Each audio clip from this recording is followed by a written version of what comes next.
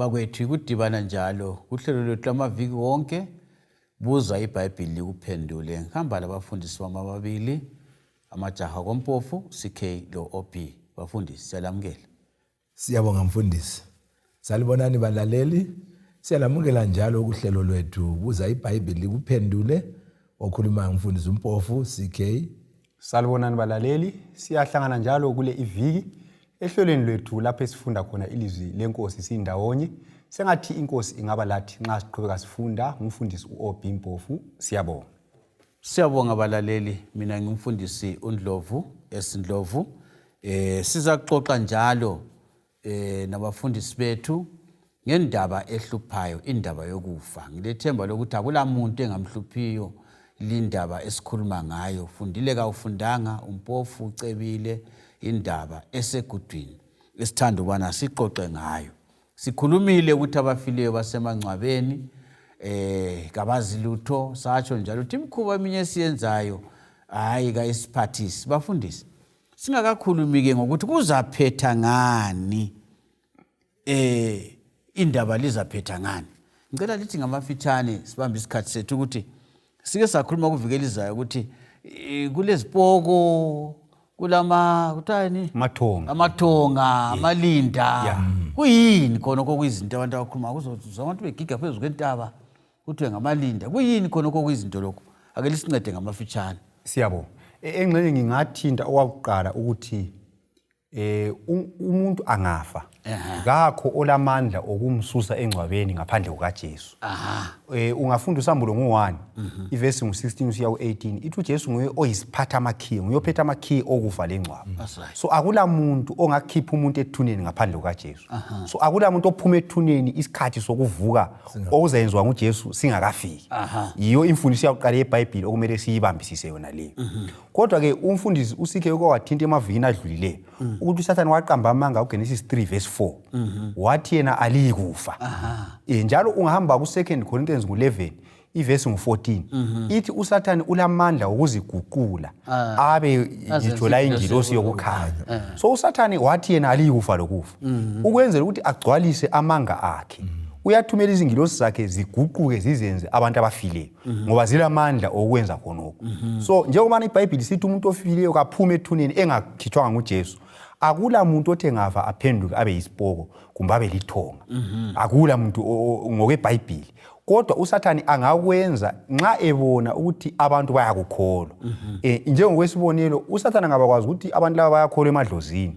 Nxa isihloko sabo sesifile bekholwa ukuthi sibe lidlozi, uyathumela ingilosi zakhe ziye zenza lowo muntu. Yizo lezo ngilosi ezikhamba emangcwabeni zizenze isipoko ngoba zilamandla okuguquka zibe imililo. Yizo ezizenza amathonga wona laba abantu ababonakalayo lapho okufiwe khona ngombe lapho kuba lama accidents khona. Siyabonga, mbona kuyasinceda balaleli. Ngithe sidlule phezulu kwakho khona lokho kuqhakathekile. Bafundisi, sifuna ukuthi sigqibe indaba yethu esikhangeleyo ngokufa. Kathi kuza kwenzakalani manje abafileyo besemangcwabeni? Sike sakuthinta kodwa mfundisi sikhe akusincedise ukuthi kuyini okuza kwenzakala. Ukugqiba kuyaphetha ngani phela? Basemangcwabeni manje kube sokusenze njani? Siyabonga mfundisi. Sizafunda lapha encwadini yabaseThesalonika bakuqala isahluko sesine ivesi ngelika 13 size siye kuma kwelika 18. Ngizafunda iBhayibhili lapha ukuze sikulandele njengoba ke kunjalo. Ithona ke kasithandi bazalwane ukuba lingabi lakwazi ngalabo asebefile ukuze lingadabuki njengabanye abangelalo ithemba. Ngoba uba sikholwa ukuthi uJesu wafa wabuya wavuka, ngokunjalo ke uNkulunkulu uza kubavusa ngaye uJesu labo asebefile. Ivesi ngelika 15 ngoba lokhu sikutsho kini ngelizwi lenkosi ukuthi thina esisesekhona esitshiywe kuze kube sekufikeni kwenkosi kasikubandulela isibili asebafa. Ngoba inkosi uqobo izakwehla ivela ezulwini ngomdumo ngokumemeza kwesithunywa la ngokukhala kophondo lukaNkulunkulu. Labafileyo kuKristu bazavuka kuqala. Thina ke esesisekhona sisele siza kuhluthunelwa kanye labo emayezini sihlangabeze inkosi emoyeni sihlale layo ngokuphela. Ngakho ke duduzani ke ngala amazwi. Ngamanye amazwi uJesu lapha usipha ithemba lokuthi umuntu ofileyo khethe uJesu njengenkosi lomsindisi. Umuntu lo ngokweBhayibheli ulele ubuthongo bokufa. Kodwa ekuzeni kukaJesu njengobana ke enguye ophethe amakhiye okufa lokuvuka uzabavusa bonke abanjalo. Ababe bemkhethile besaphila. iBhayibheli yazitshela ukuthi sebevusiwe abafileyo abasemathuneni. Abaphila bemkhethile uJesu njengenkosi lomsindisi bazaguqulwa bahluthunyelwe ezulwini kunye nalabo asebevusiwe siyihlangabeza inkosi emayezini. Ngamanye amazwi uyasinika ithemba lokuthi ekulahlekelweni kwethu ngabathandekayo bethu labasigcinayo labasenzela izinto ezinhle kasingabokhala sicabanga ukuthi kuphela kwendaba indaba iyabe ingaphelanga ngoba laba abafayo bonke babulawa nguSathani ngenxa yesono esangenayo. Ngiyabonga mfundisi. Ngenye indlela mfundisi ozaqeda indaba yokufa nguJesu. Manje sike sakukhuluma. Kuphela mfundisi wami. uJesu ngiyoza yilamula indaba yokufa. Akulanyanga. Ekuzeni kwake kwesibili. Ekuzeni kwake kwesibili. Futhi khonapho engxenye okunye uba uverse 13 ka chapter 4. Kuthiwa kasithandi ukuthi lingabi lolwazi ngalabo abaleleyo. Abantu yabonke lapha umpostoli uPaul lokukhathazeka ngoba wayenanzelela ukuthi indaba le yabantu abafileyo ilohlupho kakhulu abantu. Ngoba abantu kwesinye isikhathi babedabukile ukuthi isihlobo sami sesinjile yazitshayelele phansi so khona ukuyana ukuthi kuba nzima ukuthi abantu bamukele. Yikho abantu belokho bezama ukuthi bayenze ngathi umuntu lwana ungathi uyaphila bamenzele. Kodwa iBhayibheli yasicakisela ukuthi hayi abantu laba balele balindele usuku lwani lovuka. Xa ukhuluma somfundisi ngabamba umlomo ngikhumbula ngamaGibhithe ababeswabisa abantu babo. Yebo bamswabise belokho bembuka lapha bengamncwabi kunjalo. Bangamncwabi belokho bevula bebukela kunjalo. So zonke lezo zindlela ezokuthi abantu badabukile. uSathane uyakwazi futhi ukuthi umnakano nalana ukuthi umuntu lo sefile angisaphindi ngimbone futhi empilweni. Kuyadabula. Kodwa uSathane ke abe seqila abantu kulokuthi abavumele baye lapho kule solution khona. Yena ubadingela ezinye indlela ezingasoze zibaphathise. So esikukhuthazayo lapha ukuthi nxa izihlobo zami ngizithanda kangizisondeze kuJesu. Kunjalo. Sisaphila. Lokuthi mfundisi khonapho into ebalileyo nguverse 13 okhuluma ngayo la. uThesalonika oqala 4. Yes. Asithandi kuba lingabi lalwazi. Kunjalo. Ngoba into ebulala abantu ukungazi. Kuswelakala kolwazi. Kunjalo. Lapha sikhuluma sivula iBhayibheli ukuthi abantu babe lolwazi. Kunjalo. Bangafanisi ukuthi ngani into umlimi ayifihlileyo ngani into engaziwayo. iBhayibheli ikwenze kwabasobala. Kunjalo. Kuyini okunye okuza kwenzakala mfundisi OB kulabo bethu asebelele. Umfundisi uMpofu sikhe uchasisile ukuthi abantu abafileyo lancenga zango bengaleyo ndlela bayizigaba ezimbili. Kunjalo. Bakhona abalala bevele bekholwa besaphila. Kunjalo. Labalala bengakholwa. Kunjalo. Ngibona lapha eBhayibheli khona abafileyo kuKristu baza kuvuka kuqala. Nditsho njalo. Abafele kuKristu. Kunjalo. Bazavuka kuqala. Kunjalo. Sithi ke ungavela uzokuthiwa kuqala kuthi kulesibili. Kulesibili. Kunjalo. So engifisting ngugcizelele mina lapha nguKorinto oqala ngo15. Sisukela kuverse ngu51. Nxa abantu laba sebevusiwe kuyakwenzakalana. Yikho esifisa sikukhangele. Uverse 51 uthi yena bheka ngilitshela imfihlakalo. Ngasiyikulala sonke. Kodwa siza kuguqulwa sonke. So futhi lapho kunye sikubonayo yikuthi abantu abasoze bafe bonke kulabanye abazathola nguJesu benjani bephila. Ibisithi yona iBhayibheli ngesikhatshana ngokuphazima kweso ngecilongo lokugcina. Ngoba icilongo liza kukhala. Njalo abafileyo befele kuKristu baza kuvuswa bengela kubola. Njalo siza kuguqulwa. Ngoba lokhu okubolayo kufanele ukwembatha ukungaboli. La lokhu okufayo kufanele ukwembatha ukungafi. Ngakho nxa lokhu okubolayo sekwembethe ungaboli. La lokhu okufayo sekwembethe ukungafi. Kuza kugcwaliseka isaga esithi ukufa kuginyiwe ikunqoba. Kufa lungaphi udonsi lwakho. Ngcwaba kungaphi ukunqoba kwakho na. So iBhayibheli isivezela imfihlakalo lapha ukuthi ngelinye ilanga abantu abafele uJesu bazavuswa. iBhayibheli nxa sebevusiwe abasoze bale lokho belemzimba le efayo lebolayo, kodwa imizimba izaguqulwa baphiwe imizimba engafiyo, baphiwe imizimba engaboliyo. Lalabo abalungileyo abazathola uJesu bephila futhi bazaguqulwa imizimba yabo iphiwe ukungafi, iphiwe okunjani, okungaboli. Lesi isehlakalo esiyakwenzakala kulabo abakholwa kuJesu kuphela. Yisi isehlakalo sokuamkeliswa impilo enjani, engapheliyo, bengasaphindi bafe futhi. Umzimba lo abazawuphiwa ngumzimba oyabungela kugula, oyabungela kufa, oyabungela kuguga. Lanxa babefe bebulawa imikhuhlane. Kunjalo imikhuhlane yonke izakususwa. Iyasuswa. Kunjalo. Baphiwa imizimba emisha. Abanye bakukholwa mfundisi khona kokukhulumayo. Khumbula umuntu baba ngimfundisa khona ukuthi umuntu odliwe isilwane samdla laso sadliwa laso sathini uzavuka ngayo. Ya omunye sathi singcwabe kwenye indawo befaka isamende. Ngiqeda kuchumayela wabe ndlando omunye umdala wathi mfanami.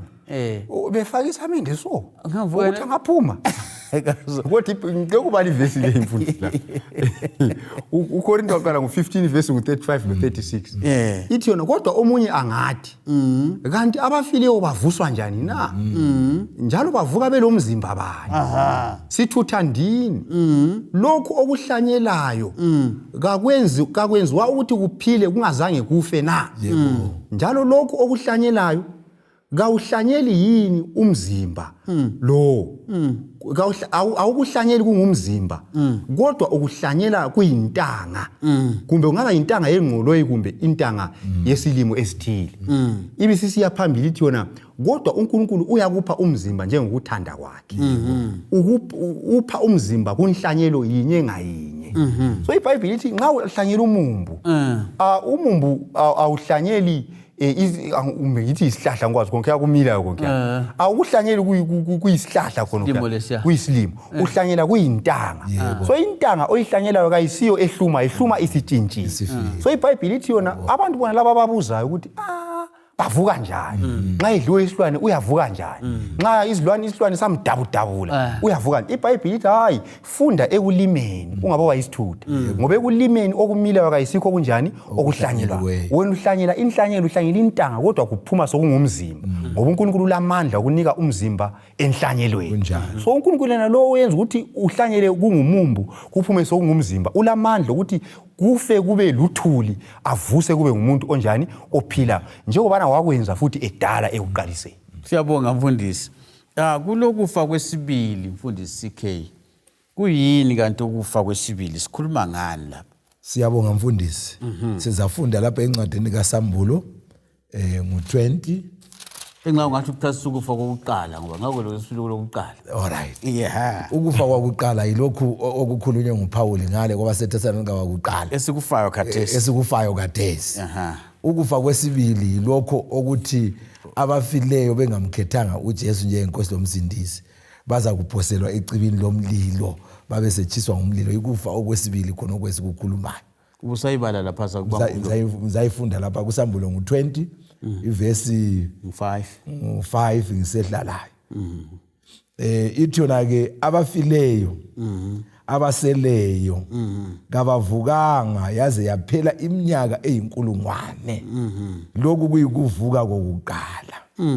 Ubusisiwe ungcwele olesabelo ekuvukeni kokuqala. Phezulu kwabanjalo ukufa kwesibili kakulamandla. Kodwa baza kuba ngabapristi bakaNkulunkulu labakaKristu baza kubusa kanye la iminyaka eyinkulungwane. So ke iBhayibheli kubeka kucace ke lapha ukuthi ukufa kwesibili yilokhu okuza ngemva kokubana ke abavuke kuqala sebethethwe nguJesu bayabusa la iminyaka eyinkulungwane. Nxa esesiza ke sizohlambulula umhlaba lo kulapho ke bonke laba abazavuzwa babe sebezuza umvuzo walokho abakwenzayo kabasayi kuyabusa loJesu babe sebephoselwe ecibini lomlilo. Sikwenze kube lula mfundisi kubalaleli wena kuwe kungaba lula kodwa enxa umyolaleli angakuzwisisi ukuthi sikhuluma ngani. Kulungile. Asibambe silandele khona apha indaba lapho esichiye khona ukuthi anti abangcwele abokuvuka lokuqala bayavuka abaphile bahlwithe bahambe lo Jesu Ezulwini. ukuthintile Yeah. kuncwadi kaSambulo 20 le Yeah. angithi Yeah. so laba bafukufa kuthiwa ikufa kwesibili bafanini ngesikhathi laba bevuswa besiye ezulwini bona basala besemangcwabeni nxa uJesu esesiza ke ngokwesithathu emva kweminyaka eyinkulungwane ngemva kweminyaka eyinkulungwane uSambulo 20 kulapho azabuya ke sevusa ke labo abasele besemathuneni nxa bevuswa ke njengokuthi okaSambulo 20 lapha ke babona umuzi ongcwele leJerusalema vele kusedla uvele ezulwini bathi nxa belibona izulu lelana leJerusalema elitsha kusedla uvele ezulwini sebevusiwe ke abavuka bebulawa imkhuhlane imizimba yabo yabilokhu injalo akula nguquko kulabo abanjalo lamaqhawe awezimpi inengi labo baya bephakathi kwabo lo Satan agijime phakathi kwabo abayengi nansi yani indawo yethu asambeni siyokwenza njani siyehlasela sithathe singene thina iBhayibheli lisisithi wona ke kwehla umlilo ovele ezulwini wabaqothula lokhu ikufa kwesibili ikufa fi akulavuko engekho lapho singagcizelela kulabanye abantu kwesinye isikhathi abathi uye church lokungayi kuyafanana sonke siya 6 feet down kodwa lokhu kufa lokho esikufa kathesi yikho kuthiwa yikufa kwakuqala ukufa lokhu kuyafiwa ngabalo Jesu labangela Jesu njalo ukufa lokhu kulovuko yikho sokukhulunywa ngovuko lwakuqala lovuko lwesibili ekufeni lokho esikufa kathesi abangcwele babavuka uvuko lwani lwakuqala ekuzeni kwesibili ukabani kwaJesu then ababi yibo abavuka uvuko lwesibili sebevuselwa ukwenziwa njani ukubhujiswa echibini lomlilo so umuntu oloJesu longela Jesu abafanani ngoba oloJesu uzavuke uvukeni kwakuqala okuvuka kwempilo engapheliyo ongela Jesu uvuke uvukeni kwesibili ukuvuka kuyachiswa okwahlulelwa kuyachiswa echibini lani lomlilo so umahluko umkhulu ukhona umfundisi obi othi usitshele ngendaba yokubulawa kokufa siyabona iBhayibheli lapha ithi yona kuSambulo 20 verse 14 njalo lokufa lengcwaba kwaphoselwa echibini lomlilo lokhu yikufa kwesibili so iBhayibheli yasitshela ukuthi ukufa uNkulunkulu uzakubhubhisa ungabuyela ngale kuKorinte kuthiwa isitsha sokucina esizakunqotshwa yikufa so lapha uNkulunkulu ebulala laba abantu ababi lo Satan lengilosi zakhe lokufa kuyakuphosela echibini lomlilo kuyakubhujiswa kusitsho ukuthini kusitsho ukuthi abasindisiweyo kabasayi kufa lesono asisayi kuba khona bayakuphila impilo engapheliyo bafundisi asikhulumenini ngomhlaba omutsha yazi ukuthi into entsha iyathandeka kunjalo mfundisi wami angazi mina akhulele ekhaya thina sasithengelwa izicathulo ezintsha ekhisimusi into entsha iyathandeka umhlaba lo mutsha kuthiwani ngawo sizafunda lapha mfundisi kuSambulo 21